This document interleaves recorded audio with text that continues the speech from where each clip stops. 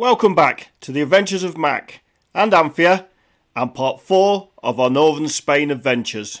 You rejoin us the day after our bicycle ride up to the antennas, and we try to conclude our planned activities in this area and move on to a new location right up on the coast. Good morning and welcome back. It's day 21. I'm up this morning early to sort of catch the sunrise here. Unfortunately, it's not as good as yesterday, not as spectacular the sunrise or the cloud, but it's still pretty nice. I've had the drone up and that, just tried to get some decent photos. The plans for today, what we plan to do is Sunday. We've really come up here to get out of the way. There's less tourists up here, it's less busy. And what we plan to do is stay up here for most of today. We'll probably go for a little walk this morning.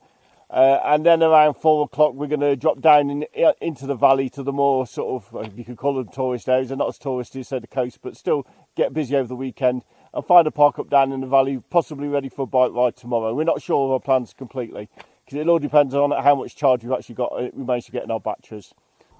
Okay, so it's 10:15 now, and I've just about given up on getting the shot that I really wanted to get. It's still very pretty there in the background, but the clouds breaking up. It's causing the air to haze, and the sun's bleaching out the hills.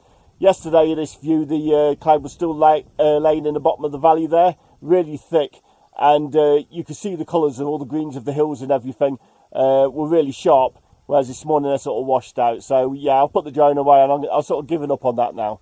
So what we're going to do now is just getting ready. There's a lot of trails up here. We're not doing anything, huge, but we're just going to go on a 2 kilometre walk to sort of go along one of the trails I spotted on satellite. And just check that out, really, for future bike rides and that sort of thing. So we took a left turn out of the car park, and sure enough, about 50 metres down the road on the left was the trail that I'd spotted using Google Earth. We only walked a couple of kilometres along this trail.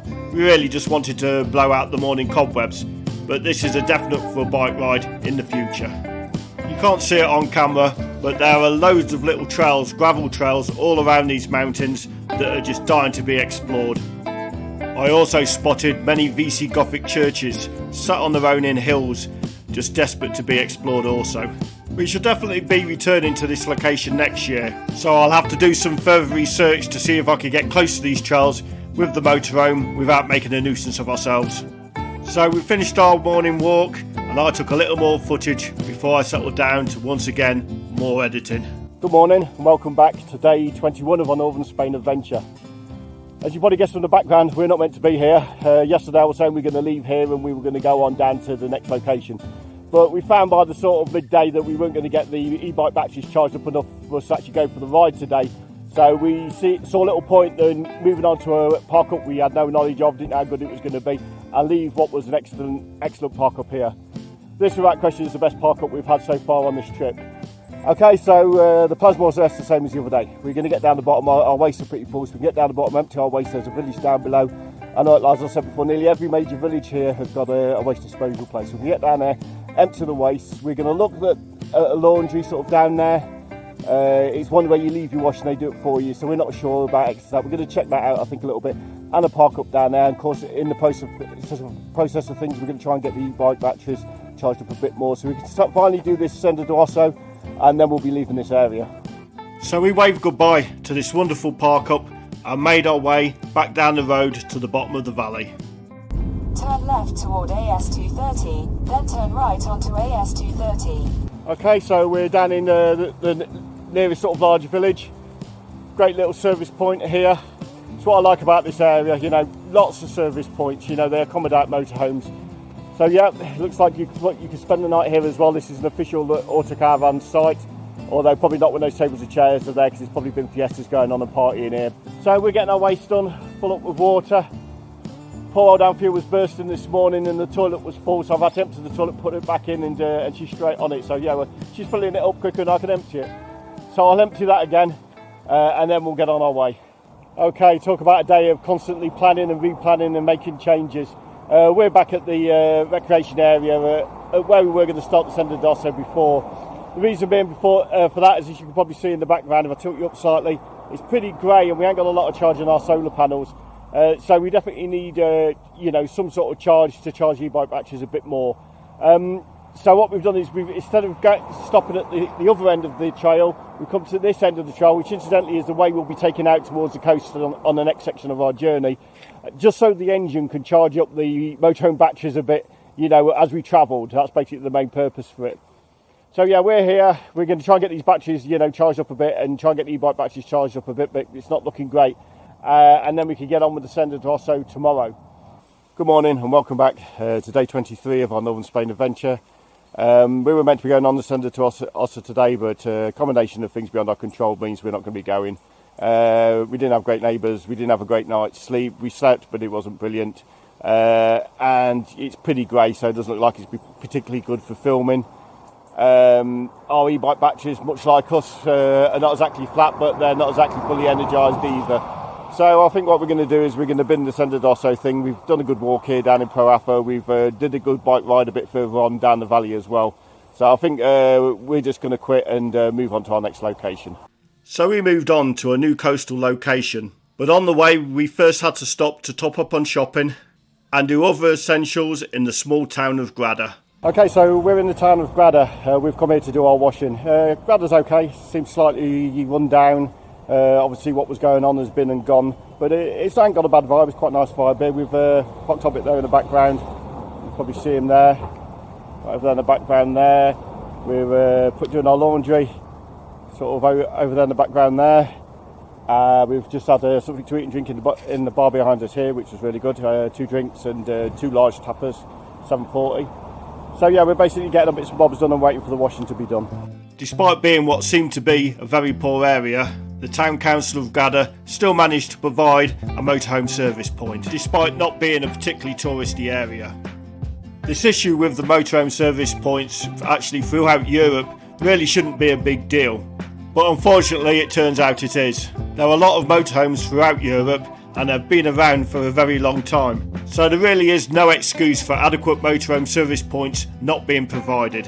Surely it's better to provide these motorhome service points, motorhomes use them, rather than them emptying their wastes in inappropriate locations. So for what it's worth, we really like the town of Grado. It was nothing special, but it made a welcome change from all the touristy areas we've been located in up to this point. Sitting back and watching normal everyday people doing normal everyday things was really refreshing after all of the hustle and bustle of the tourist areas. So we continued on up to the coast to a location we've actually visited before, close to the old fishing town of Cudillero. Welcome back, day 24 of our Northern Spain adventure. As you can see, it's turned a little bit grey here. We're up on the coast near Cudillero. We've been here before. It's an area we refer to as the swamp, which you'll see why on the way back round. We had a good night's sleep. It rained last night, so it sort of damped down a lot of the the nocturnal activities, like the competition to see who can open and slam their cab doors and their sliding doors in an hour. I think the record's probably about 25 at the minute. So it stopped all that sort of noise and racket at night. A lot of the people disappeared this morning because it's still sort of raining and drizzling, so it's quite quiet in this little spot down here. So yeah, we slept well. So we're starting to get a bit stir crazy in the motorhome, so we decided to go for a bit of a morning walk. This is just a big loop. It's quite an interesting loop. Goes down the side of the parking area, down to the beach, along this sort of platform here, and then back through the swamp, which is quite a nice walk.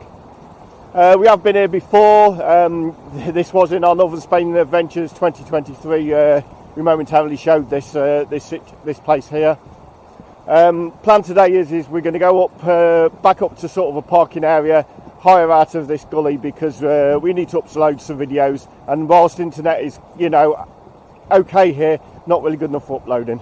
So I mentioned sort of Wi-Fi reception.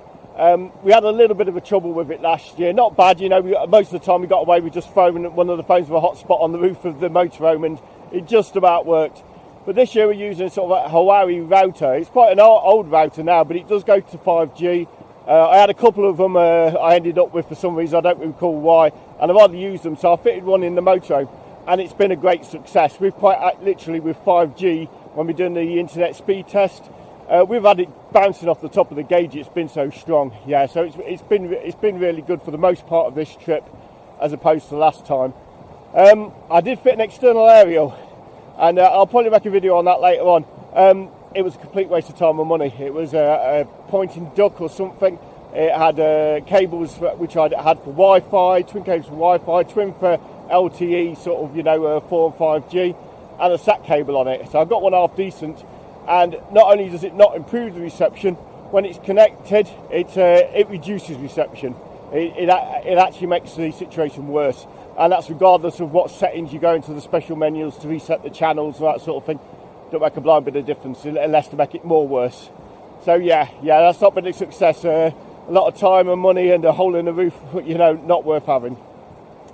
Okay, so we just come to a nice little bridge here, so I'm going to turn you around. Probably a good thumbnail moment. So as I say, we've been here before, but it's quite pretty along the front here, so we're going to have another little look.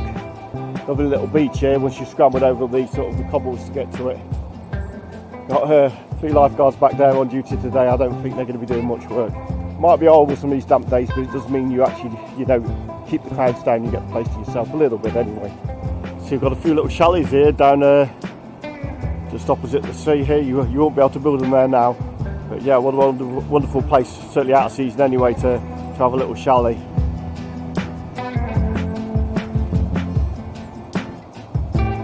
Despite being a grey day, it's still a beautiful spot. I mean, look at that beach, it doesn't get much finer than that. I'll have to check the old video here, but I think Anthea's right. This looks new, and in fact you can tell it's new. This tarmac here, across here, yeah, it's all shiny. This was concrete before. It wasn't bad before, but we're starting to enter into the sort of the swampy bit. You can see where sort of the fresh water comes in and joins the sea. Just going to film a little bit of footage here, try and give you some idea of angle. But when we did our bike ride here last time, and Anthea had our old bike, it never made it up that slope. It's pretty steep. And she sort of stopped her 2/3 up it and had to push it the rest of the way. So she hasn't got that this year. The new bike's great. I mean, the new bike won't even feel that. It'll go up anything. But we're going to carry on down here, and this is the sort of trail down through what we call the swamp.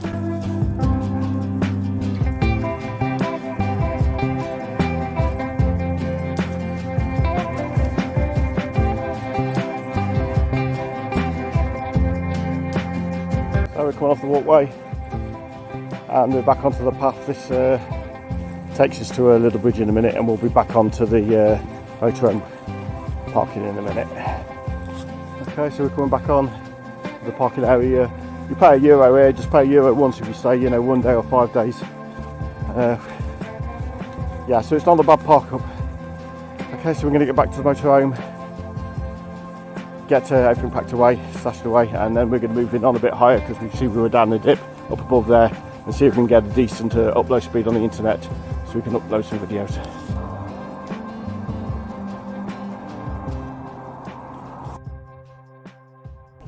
Okay, so that's that video uploaded. That took about 3.5 hours. It's still processing now, but we're going to get moving on. We're not hanging around any longer. The next place we're going to go to is about 8.5 kilometres away. It's sort of a bay with a nice beach inside it apparently, so we're going to see what parking's like there, whether we can park there, and whether we can get access to the sea good with the kayaks. We don't know, it's completely new to us, so we'll just have to go and look and find out. So we'll get on our way and we'll bring you back in when we get there. Okay, so change of plan again. We went down to sort of the beachy bay bit. Looked very nice, but there was a certain point you weren't allowed past with motorhomes. I looked on Google Earth. I can see motorhomes further down, but I suspect it was many years ago, or at least several years ago. They've stopped motorhomes actually going past a certain point, which actually isn't exactly legal here anymore in Spain. You can discriminate against a vehicle because it's too long or too heavy, but not a specific category like motorhomes anymore, not since July last year. But anyway, their sign's still up there, and nevertheless it could be no overnight sleeping, so who can be bothered to argue the point. So what we've done, we turned back round, we've gone all the way back up to Cudillero. We will probably go and visit the town again, and we're in this sort of park up, which is sort of an overflow from this hotel over there. So I think what we do, time for a cup of tea and chill out for the evening, and we'll probably bring you in tomorrow morning to go to Cudillero, which is a very beautiful old traditional Spanish fishing port. Good morning and welcome back. I think it's day 25, I'll put it down here. Our Northern Spain adventure. We're down in near the port of Cudillero, and as you can see it's quite a grey day. Sea's quite rough behind me. sort of over here, it's sort of bouncing and flowing in all directions. So I think we're going to travel back down these steps. Hobbit's down there below there, all parked up safely. Get back down these steps and let's go explore. Lovely old working fishing port. A lovely boat.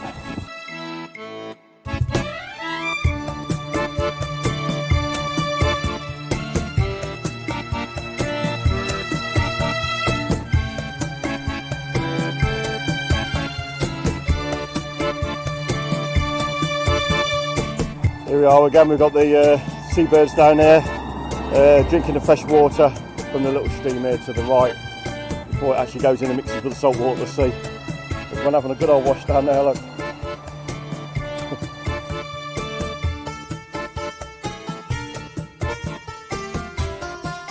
What you're seeing here is the entrance to a tunnel which is approximately 300 metres long and passes straight through the centre of this mountain.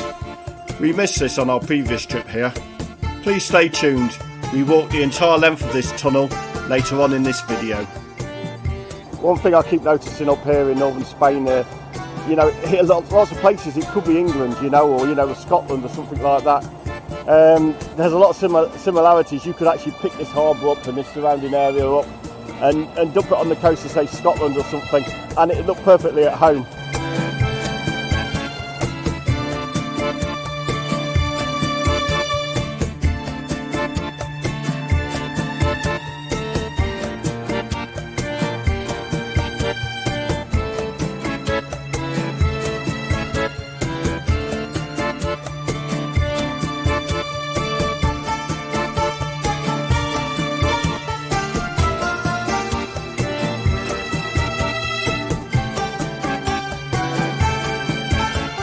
Okay, I don't know if you're going to see it on the camera here, but I'll put an arrow on the people actually walking up to the top of that path there.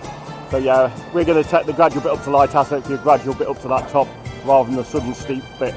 We'll see how that works out. Play looks like somebody's been in for a swim this morning. Brave man. Okay, yep, I think, should we just go up these steps, Anthea, and have a look off the end here, see what the view's like?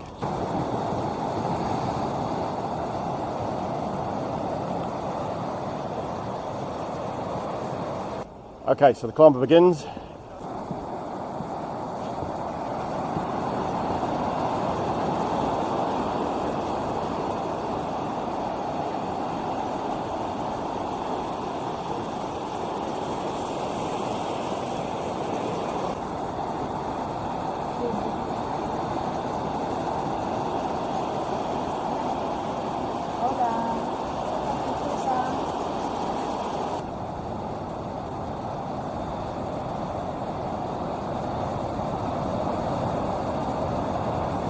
Okay, so unless we're going to scramble up there somewhere, it appears that we can't get around this way. So we're going to retrace our steps back to the point before, and it looks like we'll have to bite the bullet and do the steep walk up. I don't know. Not sure if somebody's keen or not. Not sure how. Okay, so as you can probably see, we're in t-shirts today, despite it being grey and looking pretty miserable. That's because it's still fairly warm. It's 22 degrees, so yeah, we don't really need to be putting jackets on. We bought rain jackets just in case, you know, pack a max, but other than that, yeah, it's plenty warm enough for t-shirts. Okay, we're not sure if this is the way to get to the pathways up, but it's starting to look that way.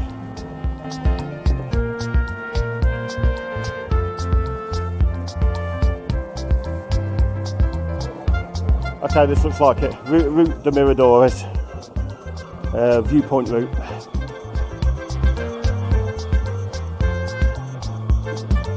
And the climb begins.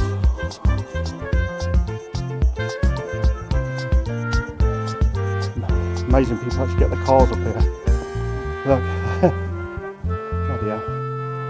Okay, so Picador del Pico, or rather Mirador del Pico. Now. Okay, so that's the first section up, and the first viewpoint coming up.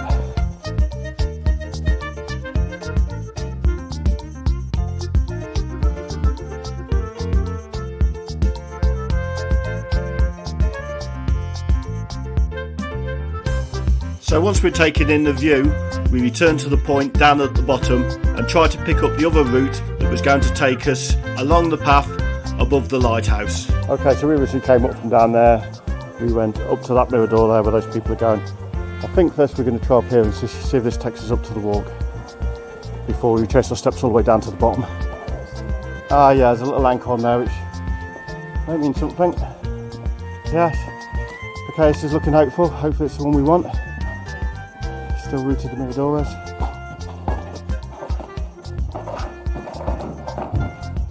Yeah. Okay, so this route looks promising. Seems to be going in the right direction. And you can see the blue railings over there in the distance going up. So I think we're on the right route. Okay, so we come to this point here and I think we want to be a right Anthea.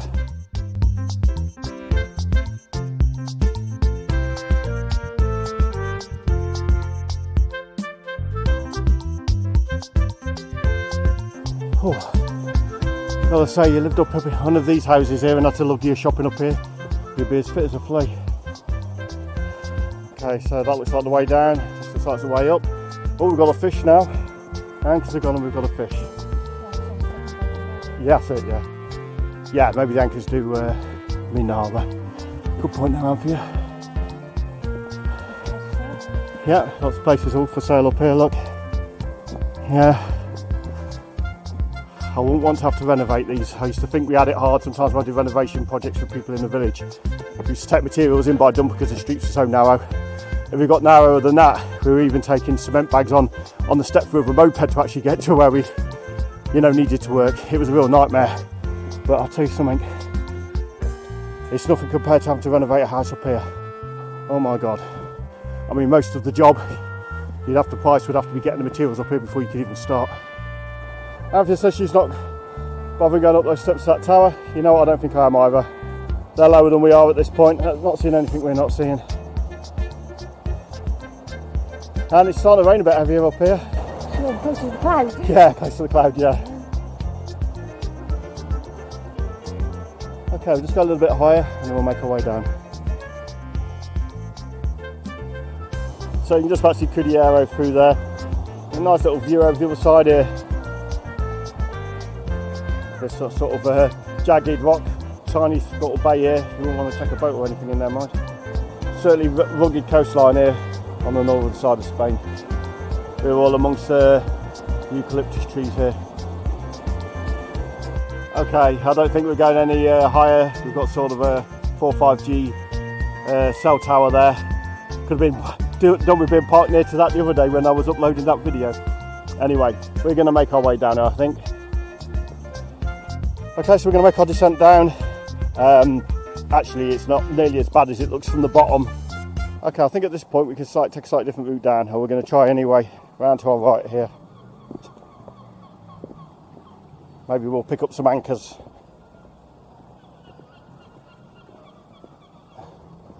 Okay, still think just about this is the right way. It's steep and windy, but I think it is going to take us back down a different route. We'll come down here, Yeah, it's probably like a rabbit's warren. It's like in our village, you go wandering down different streets and they all sort of come back on themselves usually. Yeah, we're all right. It is quite steep though. Okay, we're just going to take this little side turn in here. Of course, we're going up now, which sort of goes against the of what we want to be doing. But I don't know, there might be some steps down here a bit further along. Where are you going, Susan? Yeah. Anthea wanted me to look where I'm going rather than filming here.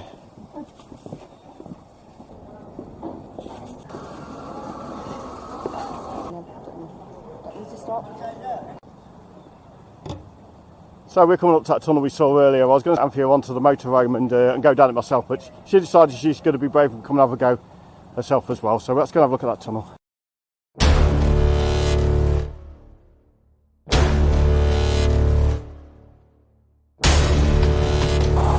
Right back there.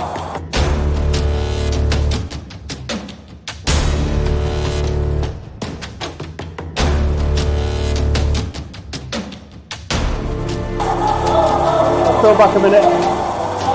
Go back a minute.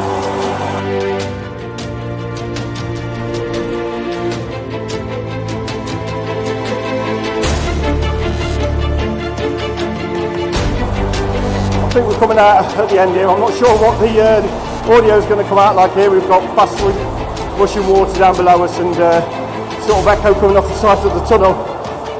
Anthea's ready to get out the end of here. She's not enjoying it so much. And it looks like we're coming up to the end here. There's some steps out. No idea where they go. I'm just going to go by a little way and have a quick look.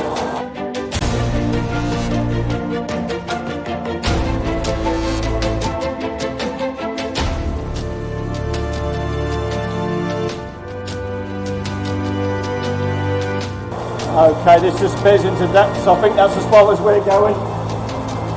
Have a quick look up these steps. Do you want me to help you across?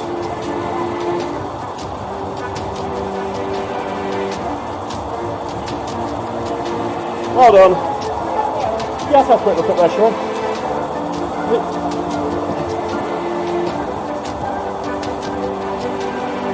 It's one of those things, there's hardly anyone at the end here. The Instagram posters go and do the first sort of 15-20 metres, take the photos and then go back out again. Ah, okay. Brilliant. Okay, so we're on our way back.